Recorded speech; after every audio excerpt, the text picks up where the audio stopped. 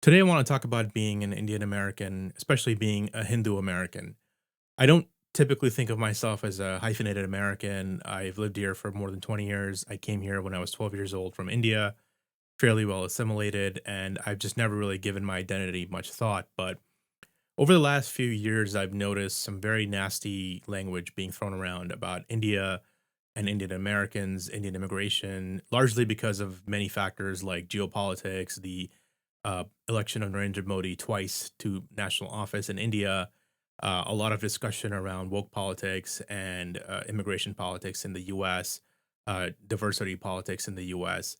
And there's been a lot of rent seeking behavior from people who are motivated on both sides of the aisle. So, people on the right who want complete immigration to be stopped, nativist sort of in sentiments, and people on the left who are opposed to India's geopolitical mission to better itself, who are opposed to Narendra Modi and his brand of politics, of his brand of Hindu nationalism, and so I've decided that Indian immigrants are to be questioned, or their beliefs are in question because of the politics back home.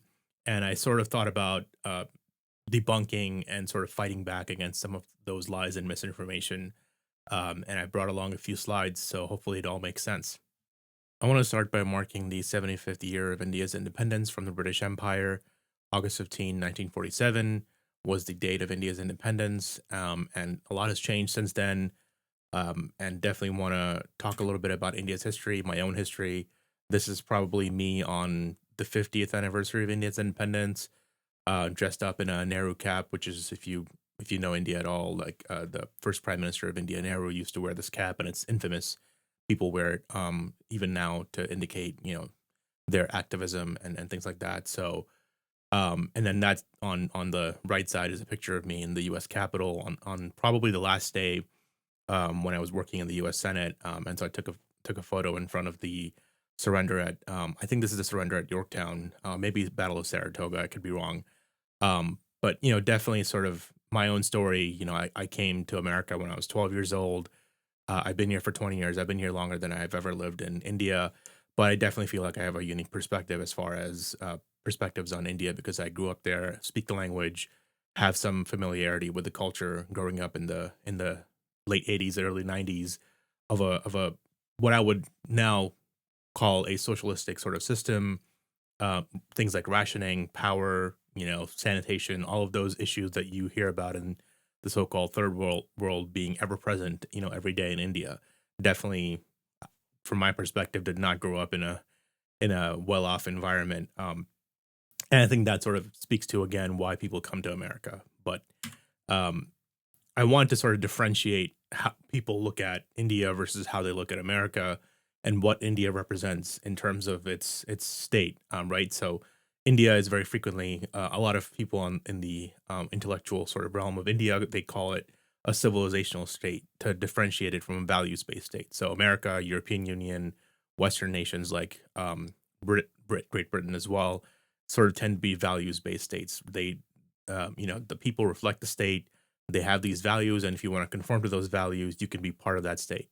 But the downside is that the values are subject to change. So definitely the America of 100 years ago is not the same America that it was today. And that's the case for most countries. The point here being a civilizational state is a country that is formed out of a civilization, is formed out of a unique ethos that isn't sort of based on values, isn't based around a constitution or a single document, right? So it's a lot longer than that. India and China and Japan and Greece have existed for thousands of years, so they have a different vision of this what a state should be, right? The Westphalian state that's existed since I don't know 400 years. That's to in the timeline of a civilization, that's a mere blink, right? So in a civilizational state, the state reflects its people, and that can sometimes be ethno-linguistic, unity, but it can also sometimes just be cultural unity. And a state is defined by its people, its history, and its traditions, right? So if you talk to countries like that aren't Western countries, a lot of times you hear, they basically they say that you have to respect us. You have to respect who we are. You have to respect our traditions and histories, right?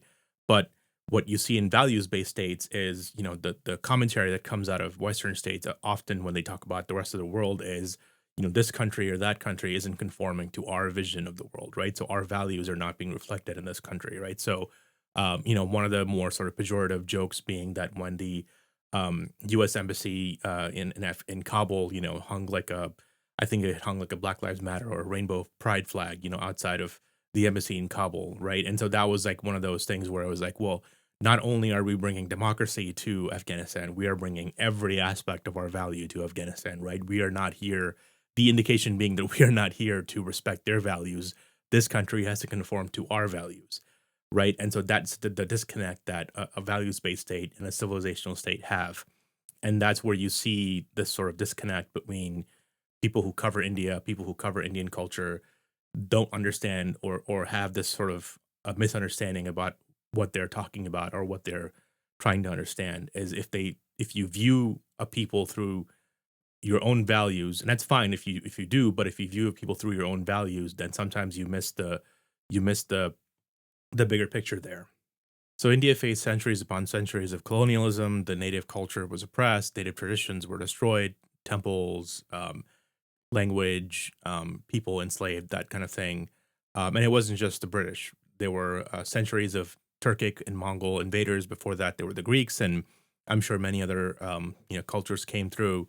And many of some of them were subsumed and assimilated into Indian culture and actually contributed to Indian culture. But definitely in terms of colonialism, in terms of oppressing the native culture, that's important. And so that's what I'm going to be talking about. And so these definitions are from Frantz Fanon, who's a French writer who was very much pro Algerian revolution. And so he said colonialism dehumanizes native cultures and traditions as religious, magical, fanatical behavior, right? So if you seek to exploit a people and oppress them and take over their culture, you have to dehumanize their culture and traditions. It exploits internal conflict among natives by privileging one class or community over others. And so you saw this of the very famous term from the British being divide and conquer. So the British would come in, they would favor one kingdom over the other, and then they would give this one kingdom, arms and troops, and then once both kingdoms were destroyed, they would, eventually come in and say, well, what you really need is us to govern this entire region, and then slowly by slowly they took over the entire country of India. And then the third part of this is that the colonialism creates a native bourgeoisie class to govern the country, right?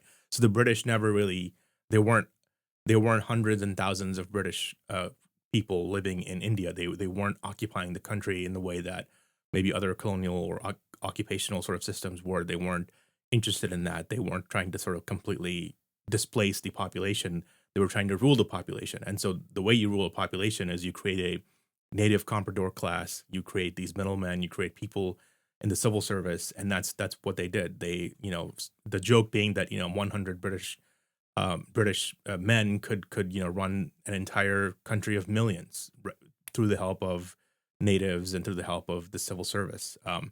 And they did. They ran it for many years. And it's important to note that because I think this will play into what I'm going to be talking about down the line. So after colonialism, you get neocolonialism. Now, this is a term coined by Kwame Nkrumah, I believe the former president of Ghana. And so he wrote a book called Neocolonialism, The Last Stage of Imperialism. And so his argument is that neocolonialism is colonialism with the native face, right? So the formerly colonized bourgeoisie elite transform into nationalistic bourgeoisie and continue exploiting the natives. So they take on the leadership in their own country and continue to perpetuate the colonial systems and colonial prejudices, and so they basically are colonialism with a native face. And political and economic decisions are made abroad, so they look to other countries for what they should be doing with their own country rather than creating a ground up sort of system or decolonizing the system that already existed. And there's no change in these formerly colonial institutions. So you especially see this in like the police and the judiciary. So especially in India, that sort of is the thing, is where the judiciary still speaks the English language, and they're I don't know if they wear white wigs anymore, but they certainly continue that. If you read any kind of judiciary or legal documents, that you might as well realize or think that you're living in, it's no different than the British system. And that's okay to a certain extent, but I think it's important to note these because this will be, like I said, this will be important going down the line. Because if you haven't decolonized, then what has really changed, right? So, and this wasn't just a problem with India. This was, as Kwame Nkrumah notes, this was a problem in African countries. This was a problem in other formerly colonized nations where the the bourgeoisie elite just continued ruling the country and with the same tastes and the same affections and the same sort of behavior that the formerly colonizers who had left perpetuated. So comprador. So comprador means middleman in Portuguese, and so the Portuguese were one of the first people to First Nation to start colonialism and also to colonize parts of Asia, Japan, China, and so a comprador in if you were working in a trading company in Hong Kong or in Macau or any of those places, 100 plus years ago, a comprador would be somebody who spoke English or pidgin English, and they would be your middleman, who could speak also Mandarin Chinese or Japanese, and help you sort of do these trade deals and exploit the country. So a comprador class are a relatively privileged, wealthy, and educated elite introduced by colonial domination, and who may therefore be less inclined to struggle for local cultural and political independence. So certainly, people who are invested in the system as it stands and have no desire, little to no desire to change the system, as it is. And even after the colonizers leave, the system sort of continues because it benefits the comprador class the most. So once India became independent, India's founders, India's leaders desired to create new foundational myths for their country, as would any other nation that was newly independent. And so the leaders of India, especially Nehru and the people around him, because he was the first prime minister, they sort of created and were inspired by the Soviet state and really, but mostly by European socialism in general, to create these myths that centered around martyrs and the struggle for independence. So they used all of the history of India, the recent histories of India, to create these myths around Mahatma Gandhi, who was assassinated. So then he immediately became a martyr and sort of became this larger than life figure, almost godlike. And so when Nehru passed away, he was also created into this godlike figure, and so that sort of continued this fetishization of leaders, and this sort of secular religion of the state with these figures standing in as gods. Subhash Chandra Bose, again, because of Bengali nationalism, they included Subhash Chandra Bose, and he was sort of a more popular leader, so they subsumed him into their own mythology. So definitely important to note that because I think Mahatma Gandhi is often called the founder of India, which I think is a hilarious term because I think it's such a Western term, and even today, people in India who are Western educated will use terms like the founding fathers of India when India was not founded in 1947, right? But there's this belief that history started, when India became independent, and if you look at India that way, then you look at India in a certain way than maybe other people do, and that's really what's kind of at the heart of the matter here. So the post 1947 foundational myths, right? Fetishization of Gandhian nonviolence. So Gandhian nonviolence was basically, and it was this myth was created that because of Mahatma Gandhi's movements, that only because of those movements was India made independent, right? No attention given to the other revolutionaries who were maybe violent and were also influential in the movement, and no acceptance of the fact that the British state was essentially bankrupt after World War II and could not support the British Raj anymore.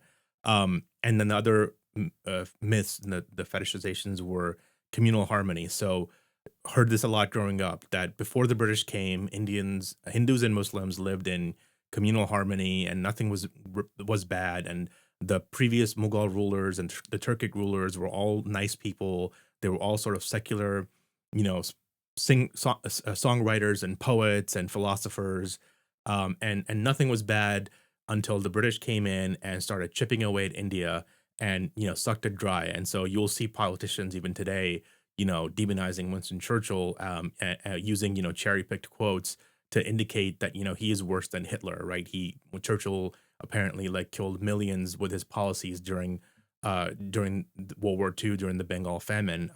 Not you know, and so you see these kind of foundational myths that feed into India's politics even today. And then the other one is secularism, right? So secularism was inserted into the Indian constitution that India is a secular state in the 1970s, when the leaders of India at that time started to realize that they were losing power to regional leaders, they were losing power to religious leaders, and so they decided that secularism had to become, almost a state religion in that sense. I know it sounds paradoxical, but that's true. That's I mean, India's not the only country to have gone through this. And so now when leaders in India display religion in a certain way, then they're committing, they're transgressing against the secularist nature of India that was always there, right? So again, history begins in 1947.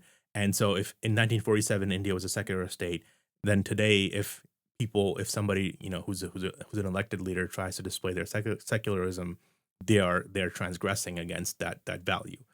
So again, going back to the values versus civilizational states. And yeah, and it was the creation of a paternalistic state that pretended to be revolutionary but rewarded dependency. And so that again speaks to people's experiences with India, people who lived there, and the history of India post independence, where it was very much the license Raj, the state sponsored socialism, state guided socialism, but that really only continued in the colonial way. So if you were living in New Delhi and if you were close to the center of power, if you sucked up to the right people, you would benefit from the country, you would benefit from the system, and if you weren't, then you were shit out of luck. And the biggest sort of analysis, or the biggest sort of summation of how the Indian state worked from post independence to pretty much until the late 1990s, was that it treated normal, regular Indians as savage natives in need of Western values and civilization, right? So, again, the inspiration from the Italian independence movement, when one of the Italian independence leaders said, "We have created Italy. Now we must create Indians," right? So, this vision that, well, these people really need to, become who we want them to become, not treat them as they already are. And going to the propaganda of the Nehruvian state. So, what you see on the right is a picture of kids wearing Nehru jackets. That's what they're called, with the little rose in their pocket, and wearing these caps that are called Nehru caps, and they're clustered around a picture of India's first prime minister. And on the left is a picture of me. So this is kind of the propaganda that we were fed even as kids. And so if you don't know this, if you have sort of rosy memories of that time of India when people were growing up and then they emigrated out of India, they kind of think of these kind of things. So every November 14, which is Prime Minister Nehru's birthday, was declared Children's Day, and we were told that Chacha Nehru, Uncle Nehru, was a wonderful leader who loved kids.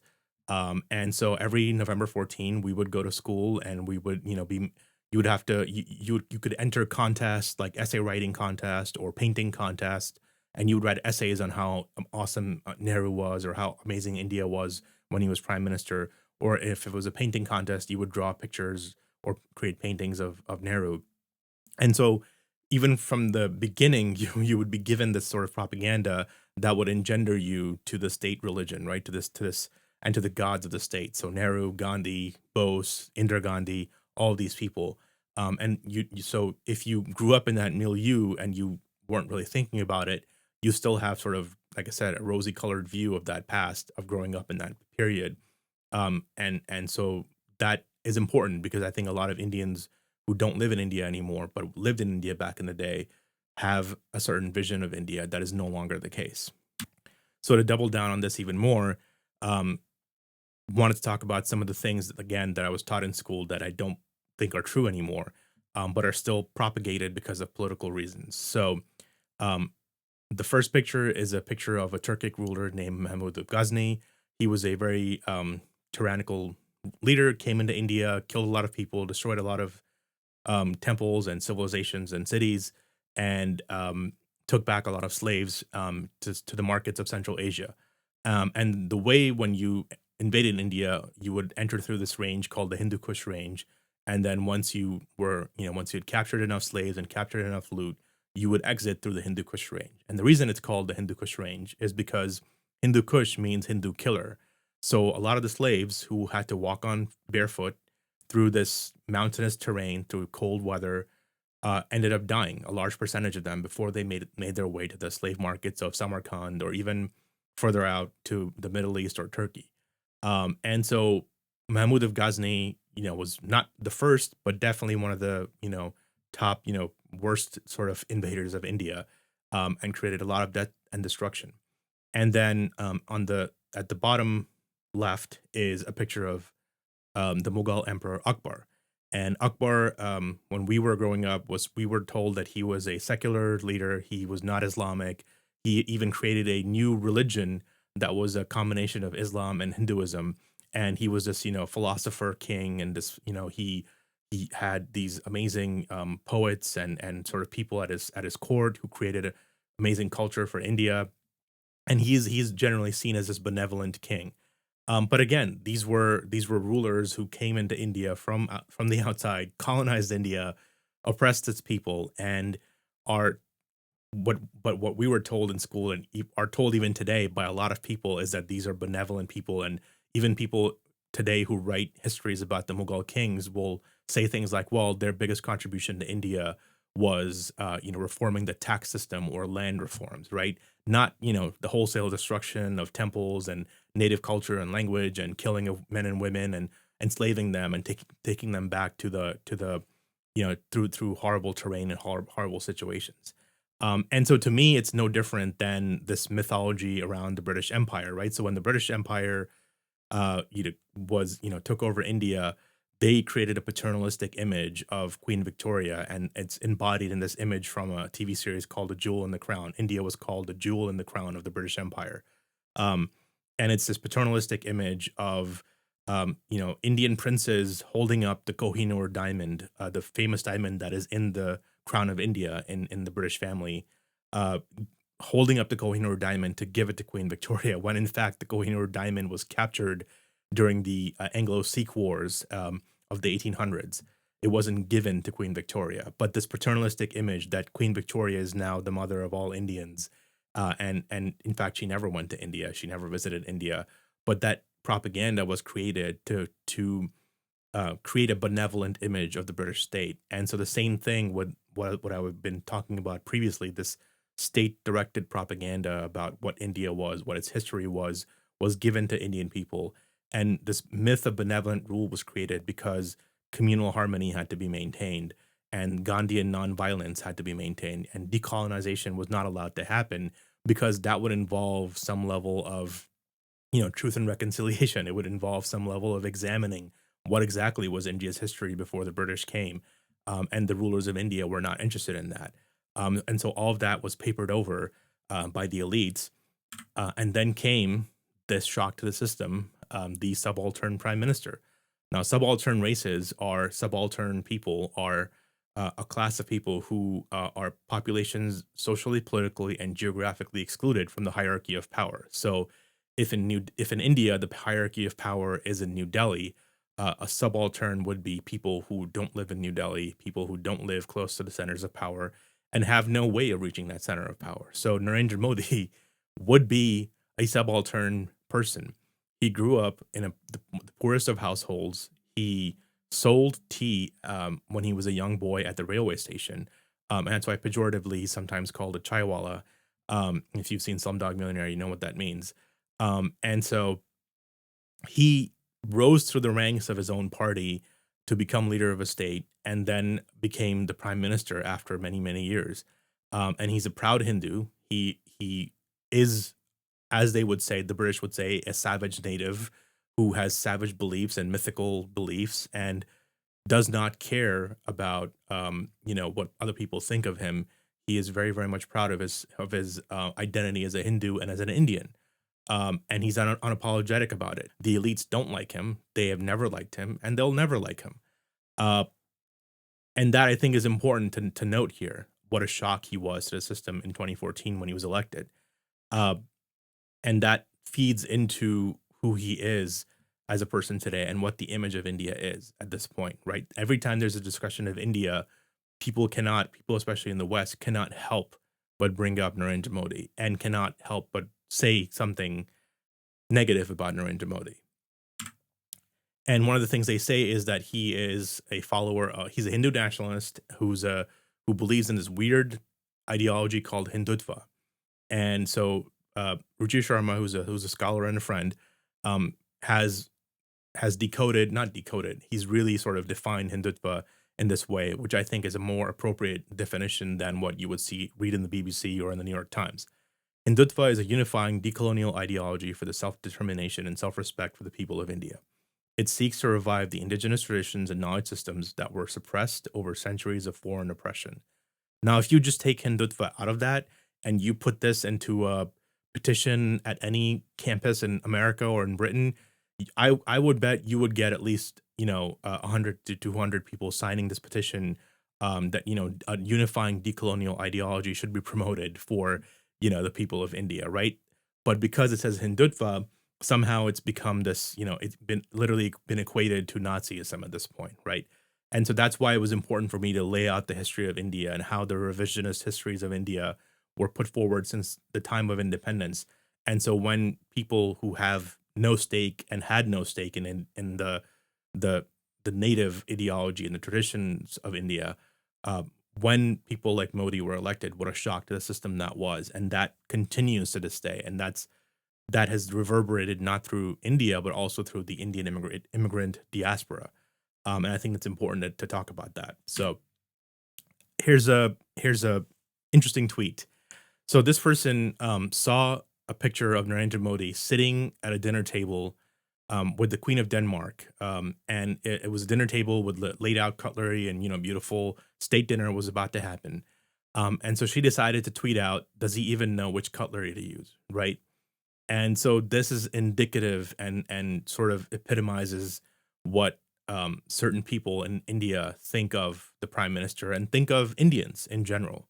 And that they are these sort of barbarian savages, because they are proud of their culture, proud of their history, proud of their religion. That he wouldn't even know which cutlery to use. Right? Narendra Modi didn't go to Oxford. He didn't go to Cambridge. He does have a college degree, but he's not somebody who was part of the elites systems. He didn't hang out in the elite, you know, uh, uh, dinner parties. So he was not part of that system, and so the system is completely opposed to him. And that disdain for him and for people in India comes out in this way. Does he even know which cutlery to use, right? And Modi obviously doesn't go around at foreign state dinners eating with his hands. But what's so wrong about that, right? What's wrong with eating with your hands? And that's what I'm talking about. This person who's supposedly supposedly an Indian, says, has this vision of people from India and the prime minister in this way. Oh my God, what a scandal! Uh, so as I was saying about compradors and the elite bourgeoisie, another word for them would be brown sahibs, right? So sahib is a word that was used in India by the servants to refer to their masters. And so brown sahib is essentially somebody who is per- thinks that they're a master above everybody. They hold themselves at a higher level. They think of themselves as having a civilizing, secularizing mission. They're hostile to the restless natives, and they resemble the old masters in education, aesthetics, and consumption, and seek the approval, if not intervention, of outside forces. So every time something happens in India, you see these brown sahibs commenting on India, commenting on what's happening in India in Western terms and in Western ways, and always sort of running to the newspapers to tell them about what is happening in India, and sort of decoding it as if there's something mysterious going on there, right? And so these brown sahibs sort of pretend that they're better than everybody else essentially, and that they have some special knowledge of India because they have Western education. I'm definitely a brown sahib. I'll be real about it, right? I grew up in India a little bit, but I live in America. My tastes are American. My values, for the most part, are American. And I don't watch Bollywood. I listen to Bollywood songs sometimes. I eat Indian food for sure. Um, but in terms of my taste and aesthetics and consumption patterns, I am a brown sahib, right? But I definitely don't think of myself as having a civilizing, secularizing mission for the people of India, right? We all, I think most Indians, most westernized Indians cringe when they see something that is part of our culture that other people outside of the culture won't get. But that doesn't mean that that doesn't mean that means that we have this higher view of ourselves, that we hold ourselves to on a higher level, but the Brown Sahibs do. Um, so here's an example of that, right? So this is an article in a magazine talking about the English speaking um, community in New Delhi, who were then fleeing New Delhi. This is from 2009. These English-speaking sophisticates speak about themselves as harried and besieged. They enjoy many privileges, but they see their values and sensibilities disappearing from the media and the streets, and are faced with the troubling realization that they no longer rule the society or dominate its imagination, or even understand the first thing about it. And I think in the article, some guy was like, "Yeah, the jazz scene in Goa is so much better than Delhi." And I was just like, I didn't even know there was a jazz scene in New Delhi. So that's how disconnected I am from the sophisticates, even though I speak English and I have an American accent. And obviously I don't live in Delhi, but the point is that this is the view that these folks have about themselves, that they, because they live in Delhi, and so all these, new money is coming in. These nouveau riche Hindi speaking businessmen are coming in, and in fact they have more money than you do, and they have better cars than you do, and they're kids, go to better colleges than you do possibly. So for them, that's a shock, right? So that's why they're fleeing New Delhi, because obviously you know, they can't stand being around these people. And so that again speaks to how the elite of India view ordinary Indians who have now managed to do better for themselves.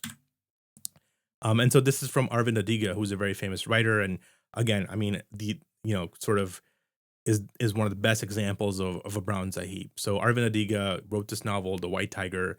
I believe he won the Man Booker Prize for it, and is very, very famous. The White Tiger then became a Netflix adapted series, and even this book that he wrote, Selection Day, became a Netflix TV show, or maybe a Netflix movie. And Selection Day is about a domineering father and trying to get his son into a cricket league, or some kind of a cricket group. And so Arvind talks about his disgust with cricket, how it's played in India, right? So this interview in The Guardian, he says, Selection Day comes from something close to disgust with the way cricket is played in India. The game has become the spearhead of the new Indian capitalism, in the sense that cricket is used to sell everything here. And that's true. If you're part of the Indian cricket team, you get some great endorsement deals. If you're famous from the Indian cricket team, you get to make a lot of money by selling anything from pens to cars to insurance. And so again, Arvind Adiga, if you consider him to be, I do, he's part of this Indian elite, right? So when the British left India, they left behind things like cricket and English sensibilities and British sensibilities. And so folks like Arvind would, enjoy the game of cricket. It's played, for 3 to 4 hours. You take a tea break in the middle. You wear these, white sort of clothes in the test form of cricket. And so it's this very aristocratic sort of form of cricket. The very famous English team captain back in the 1930s used to wear a cap that was only given to people who went to Oxford College who to wear that cap. So it's this elite sort of image of this game and it's supposed to be a gentleman's game, and you're not supposed to get into fights in cricket. And actually, even in cricket, they criticize the Aussies for having trashed the game because the Aussies started to start using insults in cricket, and so the Indian elite used to love cricket and still love cricket, but used to love cricket in a different way. But now it's been cheapened by capitalism, right? It's been cheapened by these ordinary, dirty Indians who try to get their kids into the cricket league so they can get find some success in life. And all of a sudden, it's not fun anymore. It's not the game that they wanted to play anymore because everybody else has become part of it. And so that sort of again is an example of how certain people in India look at ordinary Indians. And this is a great example again. Atish Asir, who's I believe he's now a U.S. citizen. He's one of the most anti-Modi people ever that I've known. He's very famous for having been kicked out of India for visa issues. But I'm not saying that to be mean about it. I'm just saying that this is not somebody who's a pro-Modi figure. And here, this is an interview that he gave in 2009, maybe. And he is criticizing social justice activists in India who typically tend to come out and protest things like dams that are being built, right? So he's criticizing these activists who are holding back progress in the name of social justice and in terms of politics. And he says, India's middle class is still amongst the most fragile in India. People who have newly emerged from the most dire conditions are despicable to her. She mocks their clothes, their trouble with English. She hates their ambitions. When India wins the cricket and she sees them celebrating, her skin crawls. She wants more than anything to do these people down. And that, I think, in that paragraph, is embodied how the Indian powerful elite who are now no longer in power see ordinary Indians and ordinary Indians becoming part of the political process, becoming part of the success of India, becoming part of capitalism, and being involved in things that they used to think were only their province. Going to America, having Louis Vuitton bags, having sort of consuming products that they used to only get because they had gone to the West and somehow found this these things, but no longer. It's no longer their domain. And so more than anything, they want to do these people down. How dare you? How dare you have success? How dare you enjoy the same things that I do? And so we come to Indian Americans, right? So when we talk about Indian Americans, when we talk about and here, like, really in this entire talk, I'm conflating Indian Americans and Hindu Americans together. But obviously, there's a lot of Indian Americans who aren't Hindu. So, but here that the emphasis is really on Hindu Americans as well as Indian Americans. And so the terms are, to me, are interchangeable. And so a lot of times what I see in the news and a lot of times what I see in the news media is people who are people who are not from India criticizing India. But what the news does is they play this sort of insidious game and this term that's come up um, through the years, and really started in Britain, which is this term South Asian, right? So they, instead of saying, right, so when you talk about China or when you talk about Japan, you don't say East Asia, right? You, maybe if you talk about Vietnam or Thailand, you say East Asia, but when you talk about China, you talk about Japan, you don't say East Asia. You say those countries' names, but when it comes to India, somehow, or Indians, it becomes, oh, they're South Asian, South Asia.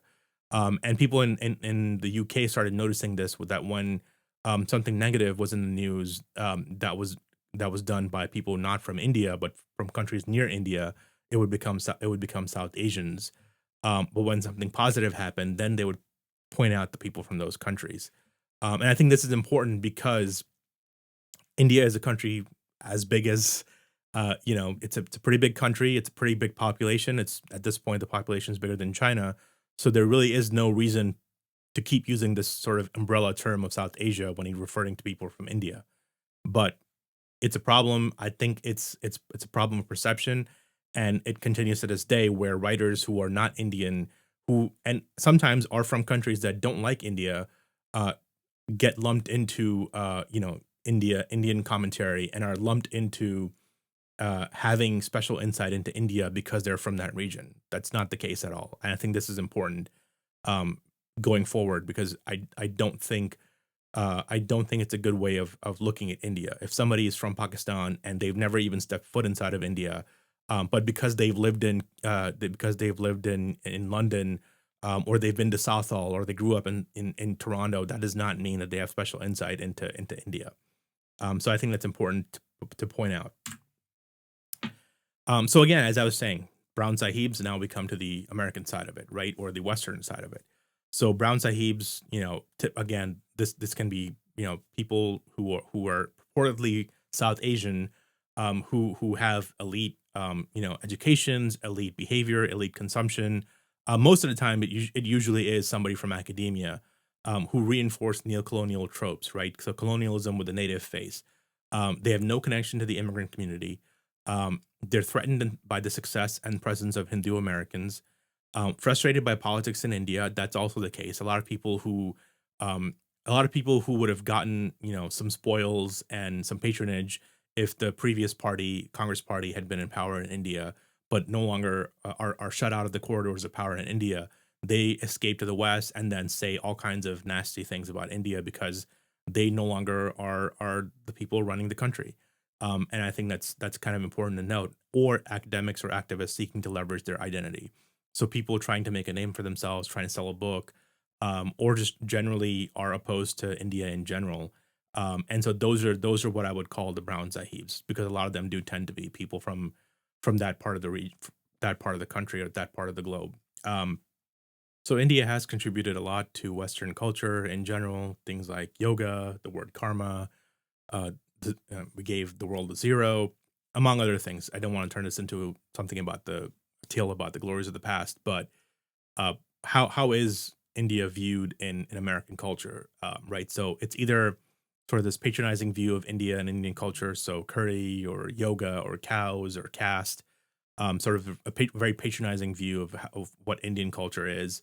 And even here, it doesn't say Indian, right? It says South Asian American chefs, right? So cancel curry. So uh, some activist idiot who decides that all of a sudden the word curry is evil, and wants to make a name for themselves, have now started to say, well, we shouldn't say the word curry. Um, and then it's either patronizing or it's hostile. So the hostile version is there's this Indian show on Netflix called Indian Matchmaking. And so this Karen, who is very, very bitter person, and can't stand the image of India being portrayed in a positive way, decided to write an op-ed about how this sort of benign, funny show about an auntie trying to set up people with arranged marriages is really, really about, sinister and violent show.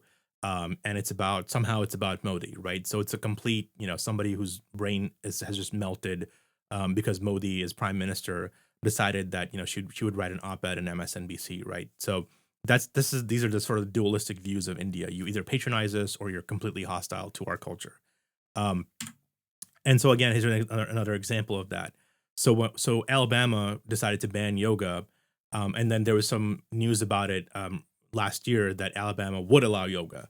So NPR covered it that they will that Alabama, look, these dumb redneck hicks in the state of Alabama are finally allowing yoga in public schools, right? So here yoga is this benign thing. Why would these Christian idiots, these why would they ban yoga, right? But then when we talk about yoga in India, all of a sudden yoga has been weaponized, right? Because Modi's promoting yoga, Modi's promoting health and exercise, and he's promoting yoga, and yoga does have Hindu roots. All of a sudden, Muslims in India are feeling alienated because yoga is being promoted, right?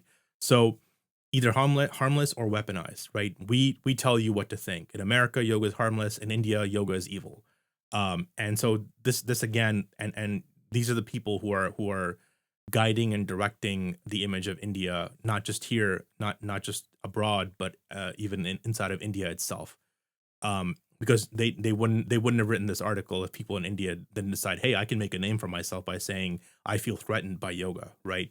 So India and its people are perceived through the filter of American politics, American history, and American biases. So Modi is equated with Trump. The BJP party, the party of Modi, is called a right wing party, and caste issues in India are caste issues in India are portrayed alongside of race relations. So the way race relations are covered in America, that's how they cover caste. And this is again, I think this is what I'm talking about in terms of the biases. Uh, Modi was elected before Trump. Modi was elected twice in an election. He was voted with massive majorities both times, but somehow he's basically Trump in saffron clothing, right? So if we hate Trump, we hate Modi because we don't like either one of these leaders. We don't know why, but they're basically the same thing. The BJP party is definitely, I would say, not a right wing party because they, the BJP and Modi have indulged in a massive level of increase in state welfare and social welfare. They're definitely pro capitalist, but that doesn't make them right wing. So again, the dynamic of American politics, left and right, does not fit in India. Every party in India can be left wing and right wing depending on which platform or which policy proposal that they are for. And the same thing with caste and race, right? Racial dynamics in America are completely different from the caste dynamics. But what you're told is, well, there are these people who are upper caste, they tend to be white skinned, and the people who are lower caste tend to be dark skinned. That's not the case at all. But again, this sort of reductive vision of India and Indian politics and Indian society and its people is being given by people from India and by people who are, white people essentially. Non Indians are giving this image of India. And it's important to fight back against it. So, to take a 10,000-foot view of who Indian Americans are, my friend Zay Jalani wrote this article in Deseret News with a few other people, and sort of took some statistics and took some information to reach these conclusions about Indian Americans. Indian Americans are the second largest immigrant group in the U.S. They top the charts in income. No other racial group is as well educated as Indian Americans, and they have the highest family stability of any group in America. And I think there was another one where even during the last couple of years when the birth rate may have gone down in other groups, Indian Americans have high family stability and fairly well birth rates.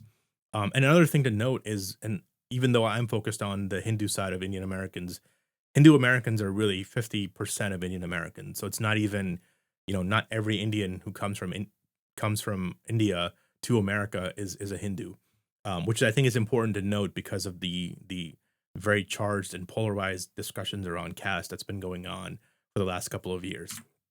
So um, there's been this narrative that's been created that Hindu Americans who come to India, who go to work in Silicon Valley, tend to be from the upper caste, which there's some truth to that, tend to be from the upper caste and have continued their caste prejudices in Silicon Valley and are keeping lower caste Indians out somehow or discriminating against them somehow. And this narrative has been built up by people who are rent seeking, political activists who either desire to make themselves popular, either desire power, are opposed to Modi, or have some level of or want to indulge in some level of rent-seeking behavior, since billions of dollars are going towards basically finding places to be activists in diversity. And so my friend Razib Khan wrote this article in Unheard called "America's Fake Caste War," and he sort of broke down how Hindu Americans behave, their patterns of marriage, their patterns of friendship, and he ripped apart sort of these mythologies that have been created over the last few years. And I saw over the last few years about India, and I saw some of these mythologies being created in front of my eyes when I was working at Google, where all of a sudden, in the wake of George Floyd, caste suddenly became part of the discussion, and it wasn't as bad as I thought it would get, but it has. I think it's gotten bad now, 2 years on. But at that point, when I was starting to come up, I was trying to warn against this kind of behavior that people in Silicon Valley were like, well, I guess caste is really a problem, so we should be looking at all these Indian techies. Are they indulging in discrimination on caste basis? And to me, it was very disingenuous and very jarring because most Indians who come here do not think about caste. We're trying to leave that past behind, and it's not even that much of a problem in the urban areas where most of us come from. And so for it to become an issue suddenly, and for you to be questioned by a white person all of a sudden about what caste you're from, is the weirdest thing in the world, because generally when somebody asks about your caste in India, they're trying to, usually for the most part, maybe indulge in discriminatory practices against you. So for a white person to suddenly go, "What's your caste?" it puts every Indian on edge who's from India and knows that what that means.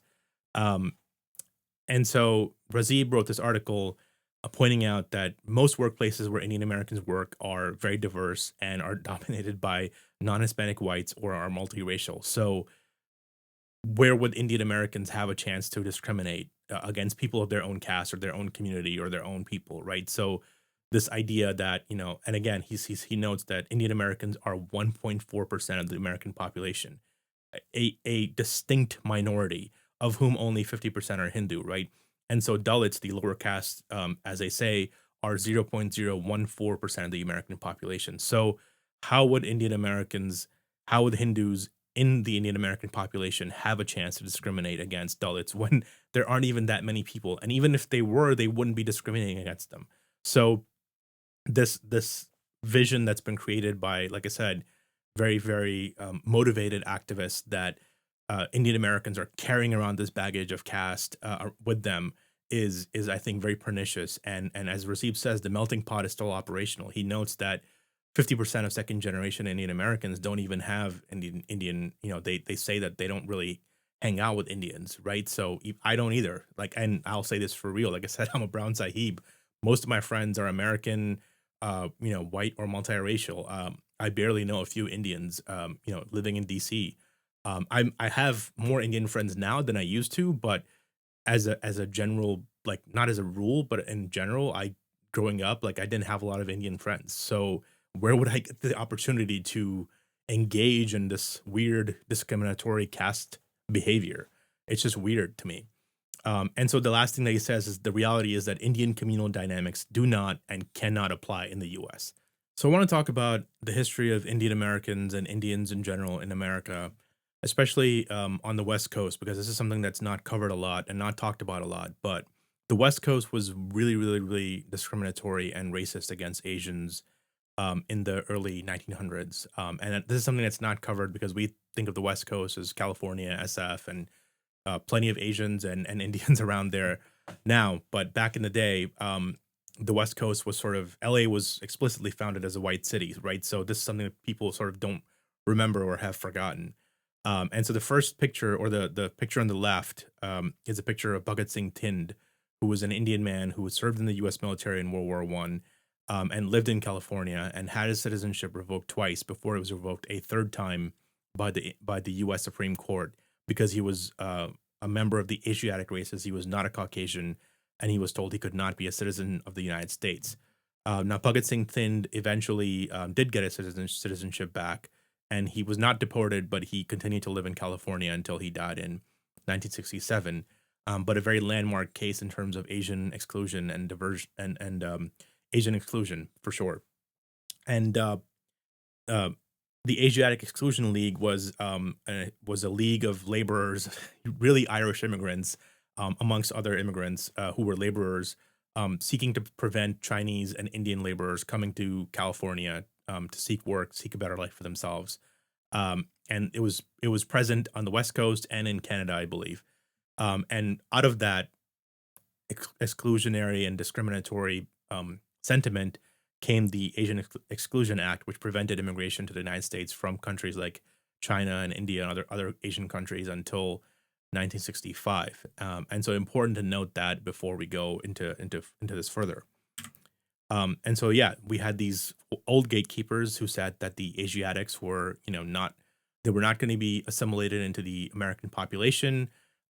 It's a brown swarm, as noted here in this newspaper article, and they only come here to make money, and they're basically, sort of very very strange people, and they come here and make money and take money from ordinary Americans, and so we should just keep them out.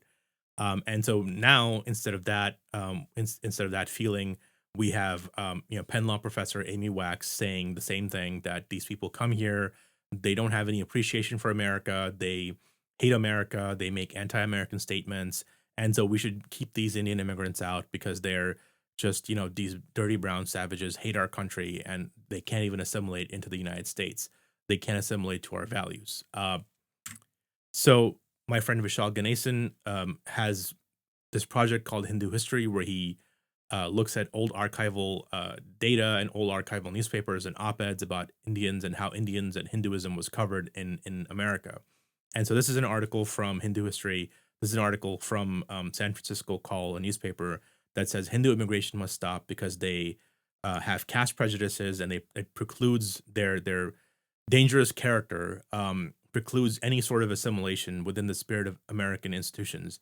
They are in fine impossible, right? So this idea that these savages, these weird people, they have weird beliefs, they cannot be part of America and American culture. And here's another example from a newspaper called the Evening Standard, titled Hookworm and the Hindus. A people so deep in religious superstition, quite apart from our own eccentricities, it would be a long time in this country before they can be induced to throw off their fanaticism and be made receptive of American ideas.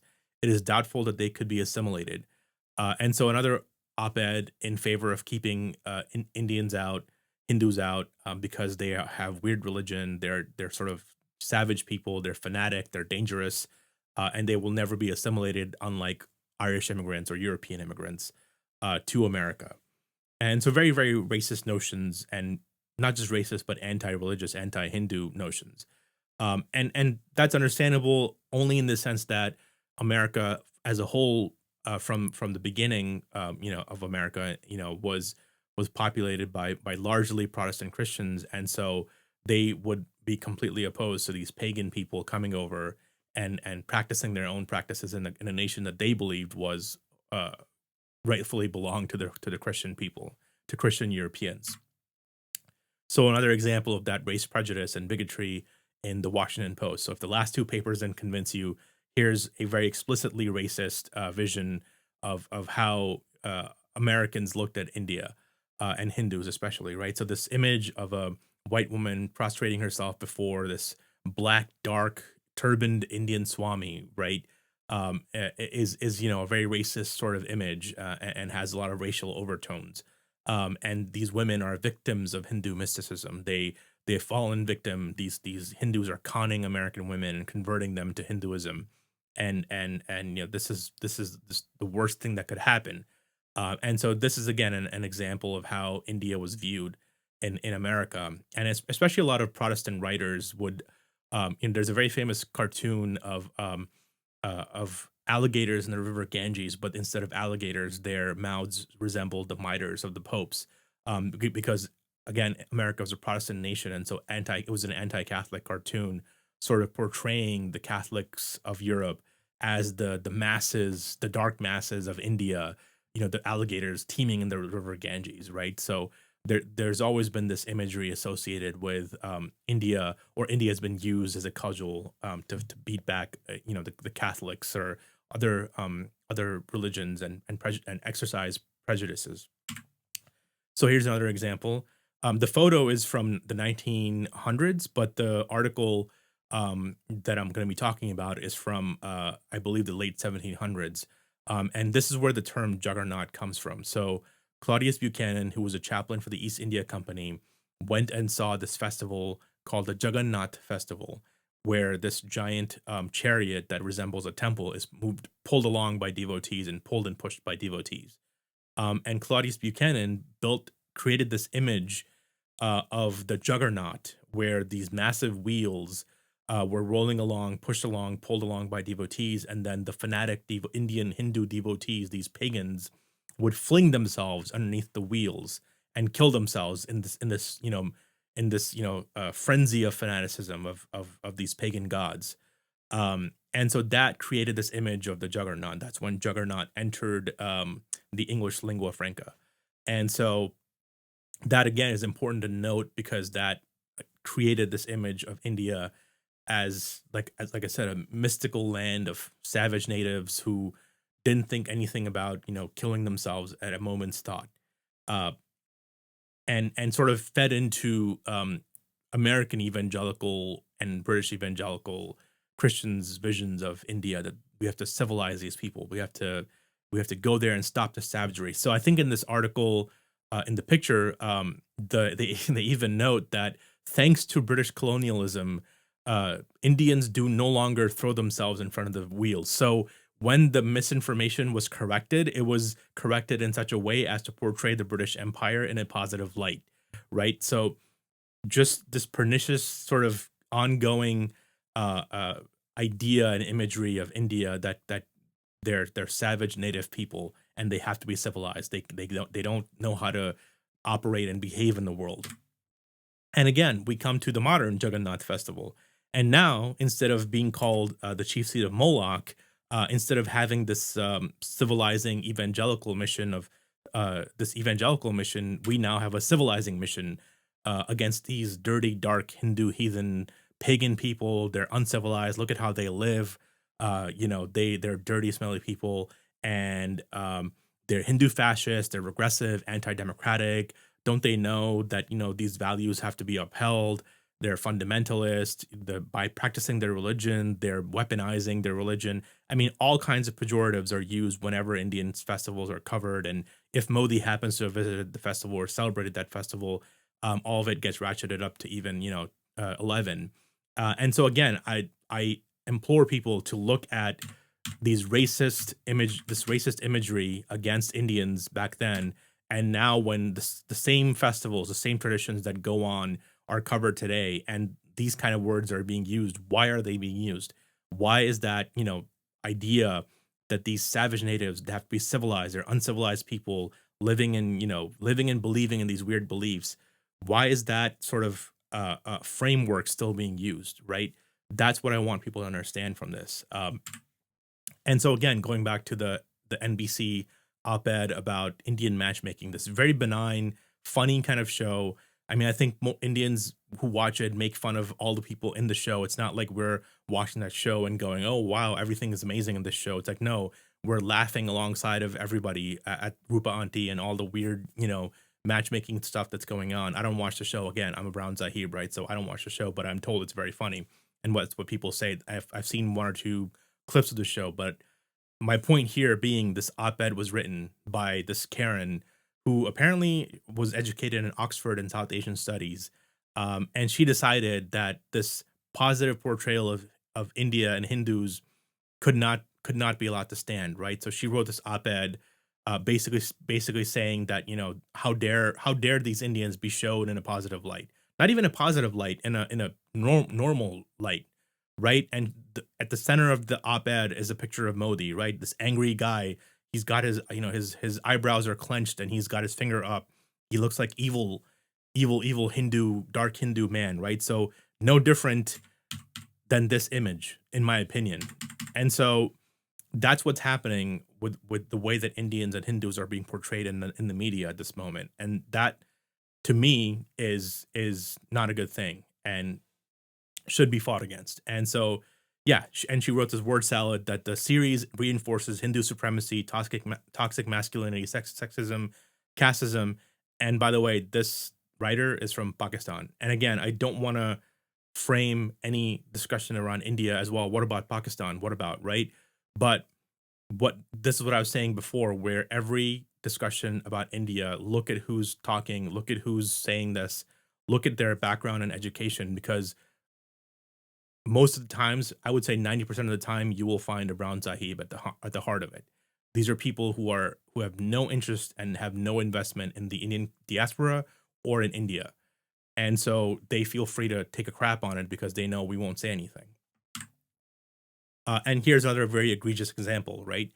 NASA tweeted out this picture of their interns, and the fourth picture was of this intern in her house, surrounded by pictures and idols of Indian gods, Saraswati, the goddess of wisdom, right? And so everybody lost their shit. Everybody who hates India lost their shit. And so this account, it's called Mission Ambedkar, right? They supposedly are advocating for the rights of minorities in India, and they were so triggered by this image, this benign image, right? This person, this intern, isn't saying anything about Modi, isn't saying anything about any kind of politics. It's just straight up her religion is part of the background. She's an intern at NASA, and so this account, Mission Ambedkar, goes, after seeing this, we said science ka nash kar diya NASA ne. What the translation there is, after seeing this picture, we said NASA has destroyed science. So science has been destroyed because a Hindu teenager or a Hindu young woman happens to be part of NASA, right? Science has been completely destroyed, right? And this is the level of triggering that is happening. And same thing with this supposedly Indian scholar who lives in Sweden. And he says, why does a Hindu kid need to be surrounded by gods and goddesses? Can't we do anything without them, right? And so it's like, why are you triggered, dude? Like, what's your problem? Like, if she enjoys it and she has it in her room, it's her choice. Like, who the hell are you to ask? Get so angry about it. But the point here is, any positive portrayal of India or Hindu culture has to be treated as illegitimate and unworthy of respect. So the mere existence of a Hindu who's proud and is normal and is living a normal life cannot be allowed to stand, because we are savage natives and we have to be civilized out of our weird religions and weird biases that we all carry around in secret compartments in our hearts. And that really is this new version of colonialism for Hindus, that we do not deserve respect and sort of legitimacy because of our weird unstated biases. So another example, right? So this famous tweet went out pointing out that the CEO of all these major corporations, Google, Microsoft, Adobe, Twitter, Pepsi, IBM, they were all Indians. And this tweet went viral. And then Wine Auntie and Coulter decided that she was going to be more Trump than Trump, and decided that, write this tweet saying, how many of these businesses did Indians create as opposed to slide in as a non-white? So implying that those CEOs are there not because of their talent or experience or skills, but because they're diversity hires. And then she notes in brackets, Black people, all the good affirmative action jobs are being taken by Indians. So being the CEO of Google is an affirmative action job. Being the CEO of Microsoft, Adobe, Twitter, Pepsi is an affirmative action job, right? That's what Wynant and Coulter is saying. And so this is, this is the kind of, again, as I was saying, undeserving, unworthy, illegitimate, do not deserve that job. You didn't build that, right? So Ann Coulter and Elizabeth Warren, right there, you did not build that. And again, if you talk to any actual Indian engineers or anybody who's has any familiarity with Silicon Valley, they would tell you how much contribution Indian Americans and Indians have given, to their products and to these, very, very important, formidable companies. And not just today, not just the last 20 years, but going back to the days of the microchip revolution, right? So we don't have to talk about the premise of the question. We don't have to debate the premise of Ann Coulter, right? She's going to say what she's going to say. But another example here of this framing of Indians as unworthy of success is an Indian American activist who wrote the story in the Atlantic saying, called "The Truth Behind Indian American Exceptionalism." And so what he was basically saying in this article is that he grew up rich. His parents had Mercedes. His parents had Porsches and a giant mansion. And you know what, guys? I didn't deserve any of that, but I'm not going to, he didn't say I'm going to give it up, right? But what he's saying is my parents came here and they had a huge advantage and huge privilege because they were well educated. And because of that privilege and because of that education that they had in India, we don't deserve any of our success as a community, right? And that's what he's really saying here. And so to me, that's just despicable, right? Like, who cares? If he gives up all of his wealth, everything that he's ever inherited from his parents, maybe I'd be inclined to believe him. But even then, he wouldn't be qualified to say that about everybody else who came to this country without that wealth and privilege, right? But because he grew up rich, he thinks everybody else who came to India grew up rich. That's not the case. And again, this continues with other people who are, activists and are sort of inclined to cut down their own people. There was this tweet that said, most Indians in India might not know is that America only welcomed, certain kinds of immigrants to put down black people, right? So now she's conflating the Ann Coulterish idea that Indians only come here to take jobs away from other people. They took her jobs, right? And so this is a nativist strain in American right wing politics that Indians only come here to take away jobs from other people, and so that's why not only should we not have illegal immigration, we should not have any immigration. And so make of that what you will. I certainly don't agree with it. I don't think many American people agree with it. But now what you have is conservatives and woke Indians saying the same thing. Indians don't deserve their success and don't deserve to come here. Why? I don't know why. Just because we say so, right? And again, I also saw this in these campus events over the last couple of years called Holi against Hindutva, right? So Holi is a Hindu festival, and so these events that were being held on campus that were being broadcast and were being broadcast as standing against Hindutva, against India's fascist country and India's fascist government, uh, essentially saying if you are a Hindu and you want to celebrate your own festivals, you first have to take a loyalty oath and you first have to qualify that you are not that kind of Hindu, right? That's what this is saying.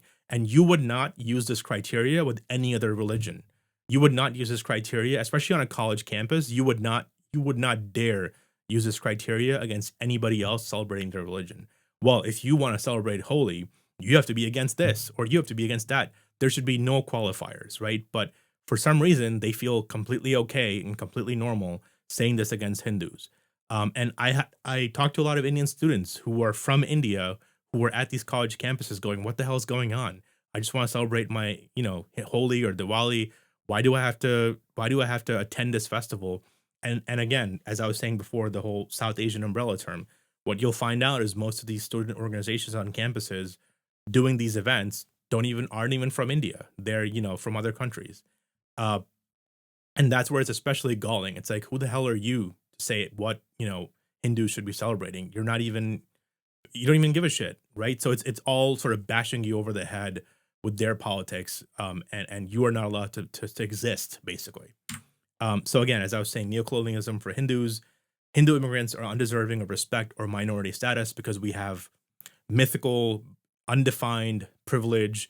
We indulge in casteism. Again, no different than saying savage natives who have to be civilized. They don't deserve respect. They can't be assimilated into this country.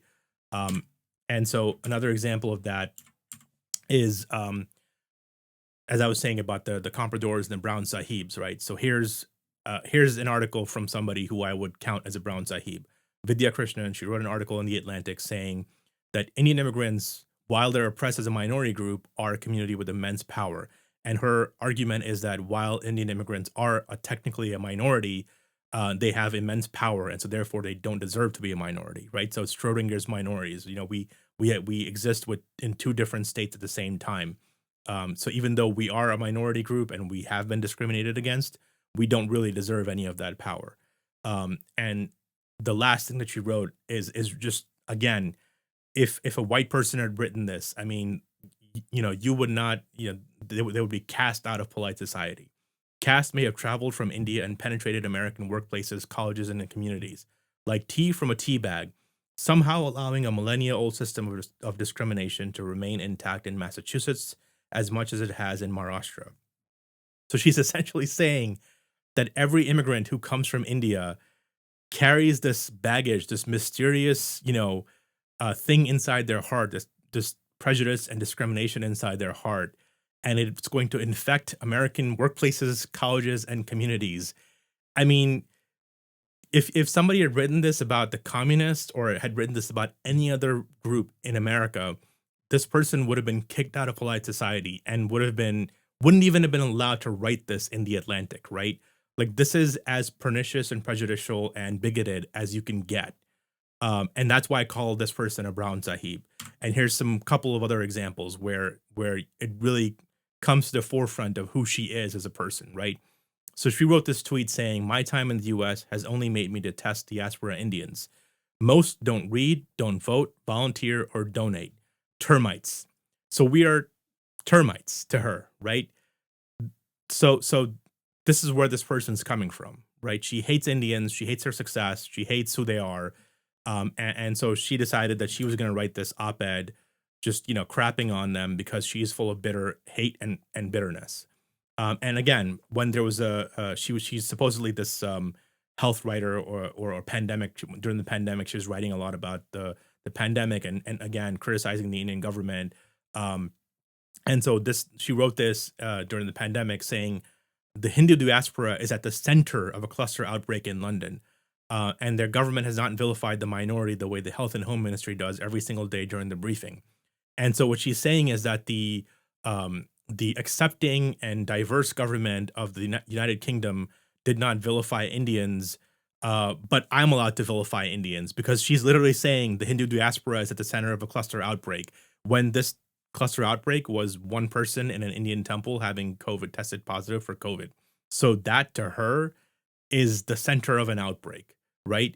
So she is allowed to be completely discriminatory and prejudicial and full of hate for Hindus, but God forbid, anybody else, she's in the right. Basically, that's what it means. She's in the right.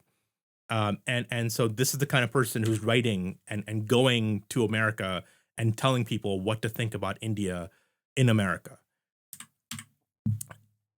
And so this is the conclusion I come to, and again, written by my friend Ruchir Sharma. Ordinary Indians no longer need nor desire the well-off and well-educated to speak on their behalf, right? It used to be that people like Vidya Krishnan and people like, these other sort of activists, academically educated, well-traveled, from upper class elites would get to define what India was to ordinary people, what India was in the West and UK and America and other places.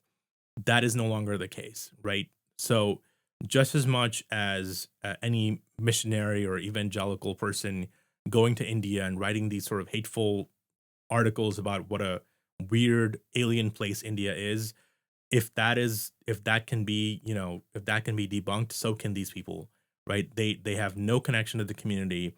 They have no understanding, or they don't even desire to understand India. Their desire is to to make themselves look better. Their desire is to make themselves the spokespeople for billions of people, and basically cut down an entire class, an entire country, because it makes them feel better.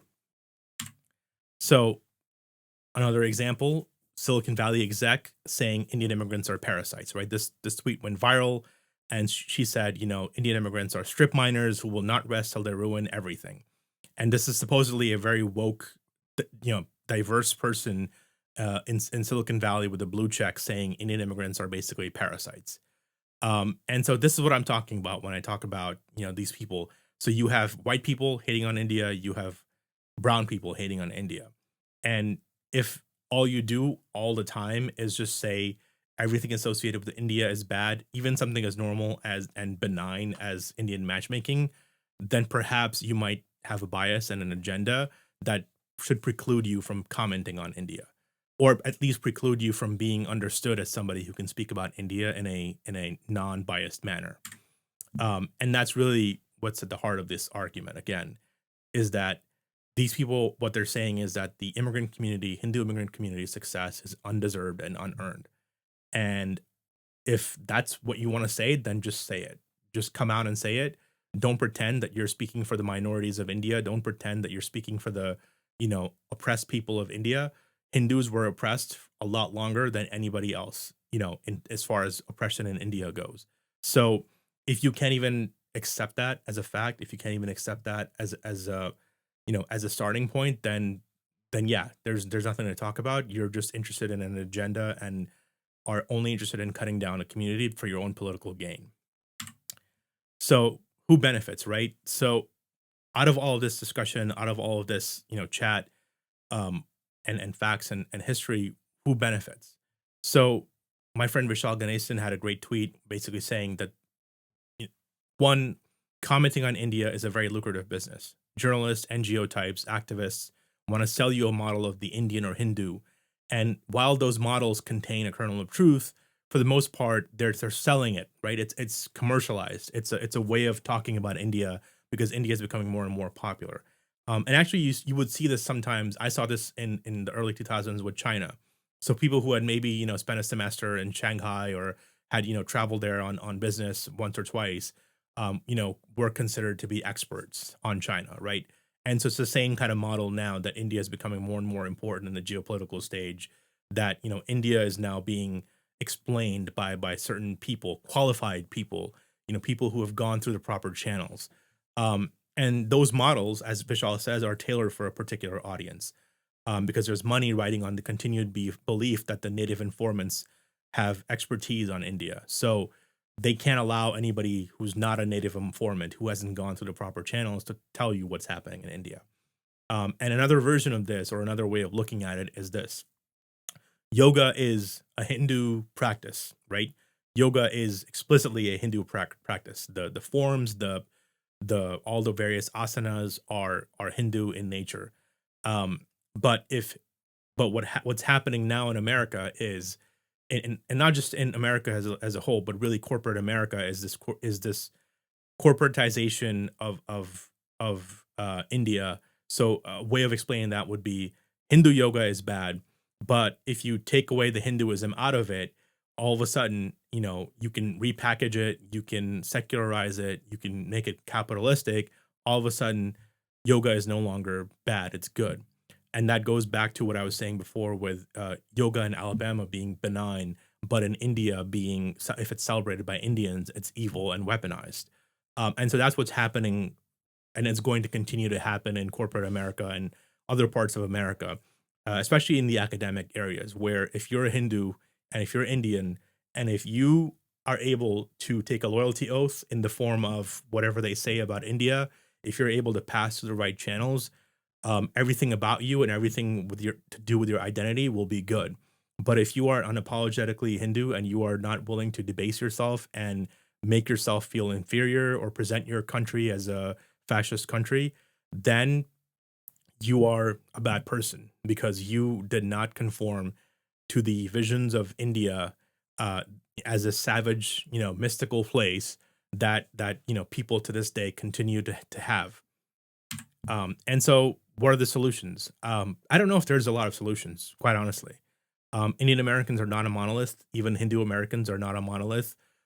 Every Hindu community believes in different things and cannot even agree on a simple thing. So, one of the jokes that I make is if there's an Indian American community in one city, very soon there'll be two Indian American communities, right? So we can't even come together as a people for basic things. So how would we coalesce politically, right? It's very hard for Indians to do that. Definitely other groups, other races, other communities of ethnic people have done that more successfully. Hispanics or Jewish people or even Asian American groups are a lot more prevalent than Indian American groups, in my opinion. And even the Indian American groups that currently exist, to me, aren't that successful or that good at explaining what's going on or having any kind of influence in DC or influence in the wider culture.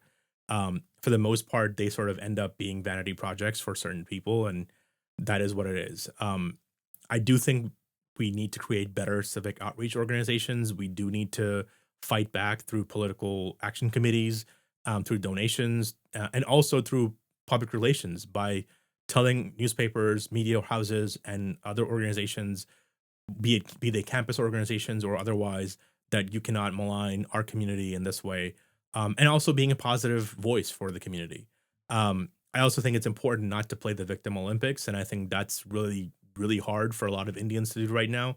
The ones who are politically active tend to play the discrimination or the victim Olympics by saying, "Look, all the stuff that I've said so far, I've said it in a historical manner. I certainly do not look at myself as a victim of history or an oppressed, colonized person.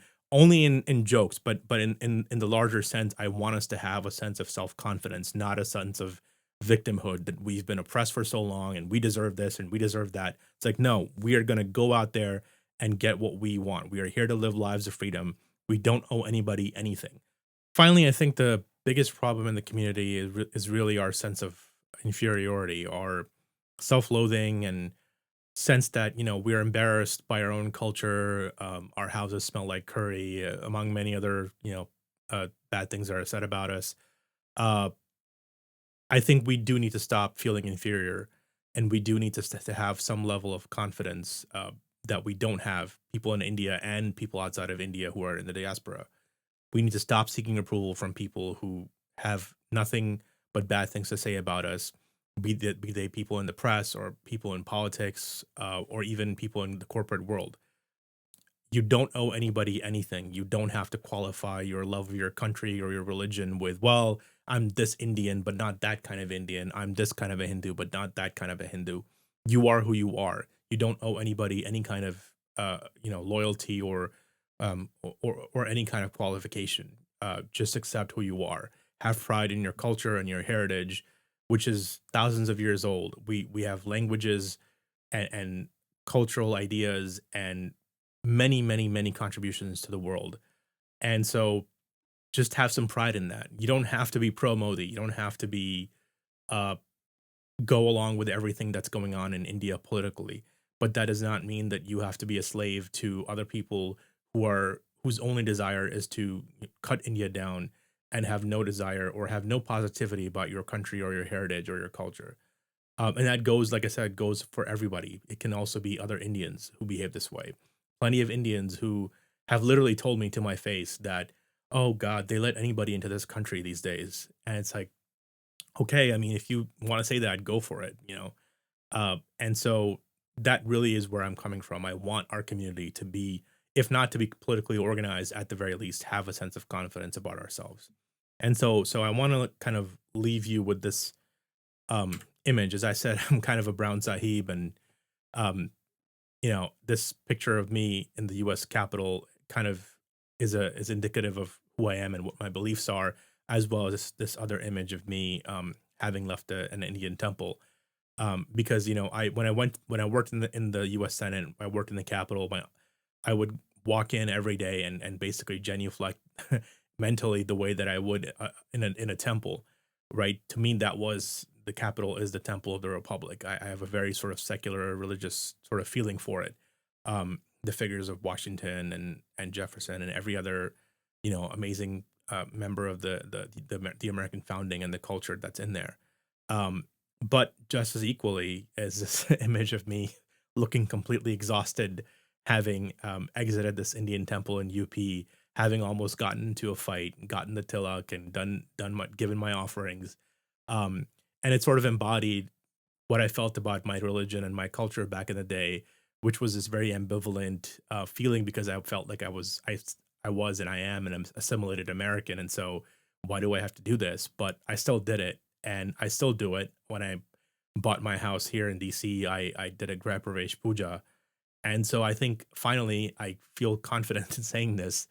Yes, I am a Hindu. I'm proud to be a Hindu. I'm proud to be an American.